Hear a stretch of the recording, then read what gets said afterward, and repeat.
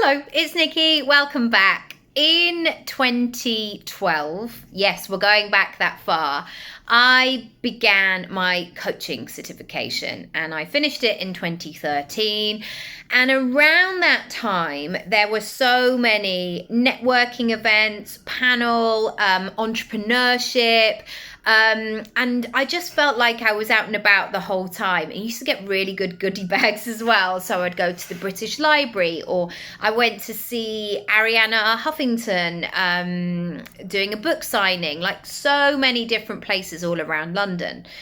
And I was really looking for some solid advice at that time because I was in the middle of my coaching certification, as I mentioned, and I knew that I was building up that skill set. However, I had set myself a goal that I would complete this diploma in a year. So I had May or April, can't remember which it was, April, yeah, because I qualified in the May. I had April in the back of my mind of, right, okay, so April is slash May is when you're going live. How are you going to do this? People are saying you can make money from this. What do you need to do? And what I found was people were saying these three phrases, but I didn't quite know what to do with them. Number one was all about remaining positive, being a good person to be around. And of course, that is subjective.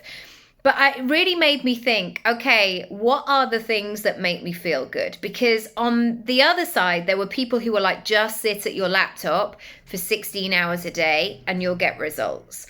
And I know if I sit at my laptop for 16 hours a day, I'm not going to be any good to anybody. That is for sure. So I really begun to think, okay, what makes me feel good? And things like movement in the morning really helps me. It really clears my head. It really cultivates and generates good ideas. And it's a really important part. The second thing that people were saying was about growing your network. Again, I didn't really know how to do that. And so I just begun following people online and reading and learning and almost trying to watch the trail. Like, where did they go? How do they know that person? What did they do next? Essentially, using the power of Google / the internet. The third thing that people would say, and this is something I'm going to touch on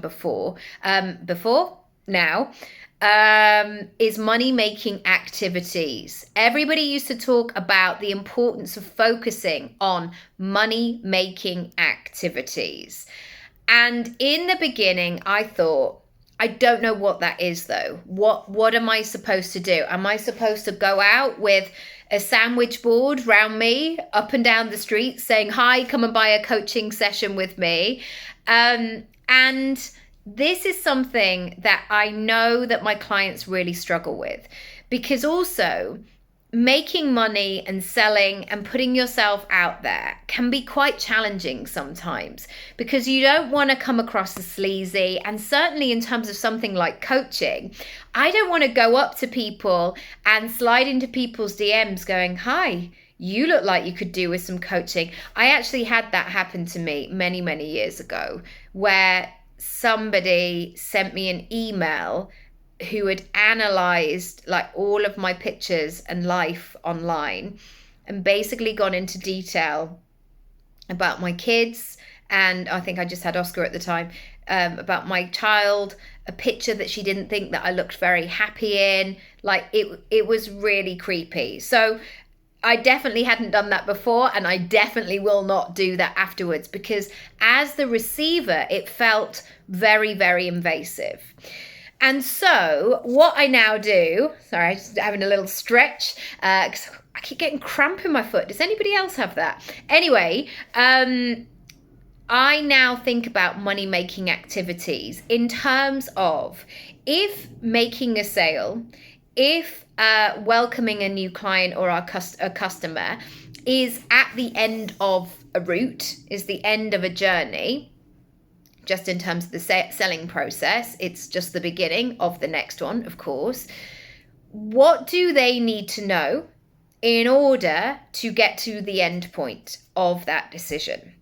And it's different for everybody. You know, it depends on your business model, it depends on the way that you like to promote yourself, it depends on your clients and your customers and what they need to do in order to feel safe.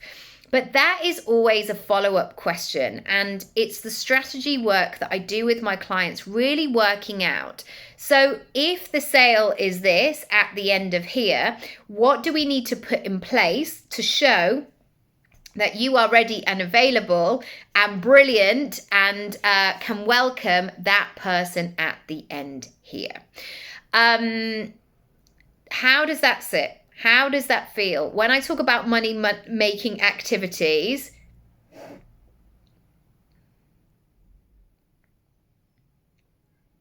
how does that feel for you? Do you need some help? Do you need some support?